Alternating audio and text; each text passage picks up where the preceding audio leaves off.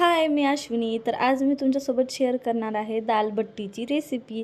खूप दिवस झाले हे म्हणत होते की दालबट्टी कर, पण मी काय करत नव्हते. पण फायनली आज मी दालबट्टी बनवली. तर दालबट्टीची रेसिपी माझ्या काही मैत्रिणीला सुद्धा पाहिजे होती. तर दालबट्टी बनवण्यासाठी मी 3 वाटी गव्हाचं पीठ आणि अर्धा वाटी रवा घेतलेला आहे आणि थोडंसं त्यामध्ये डाळीचं पीठ मिक्स केलेलं आहे. दालबट्टीची चव वाढवण्यासाठी आपल्याला त्याच्यामध्ये थोडंसं ओवा घालायचा आहे आणि त्याचबरोबर थोडीशी मी हळद टाकलेली आहे, जेणेकरून दालबट्टीला छान कलर येईल. आणि त्यानंतर मग त्यामध्ये गरम करून तेल टाकलेलं आहे, जेणेकरून दालबट्टी ही छान खुसखुशीत होईल. गरम तेल टाकल्याच्या नंतर पीठ थोडंसं हातावर मळायचं आहे, म्हणजे कोरडच पीठ मळून घ्यायचं आणि त्यानंतर थोडं पाणी टाकत पिठाचा गोळा एकदम गच्च तिंबून घ्यायचा आणि त्यानंतर मग 10 मिनिट हे असंच मुरू द्यायचं, जेणेकरून जे आपण रवा टाकलेला आहे तो छान भिजतो. 10 मिनिटाच्या नंतर इडलीसारखे गोळे तयार करून घ्यायचे आणि इडली पात्रातच हे उकडून घ्यायचं आहे.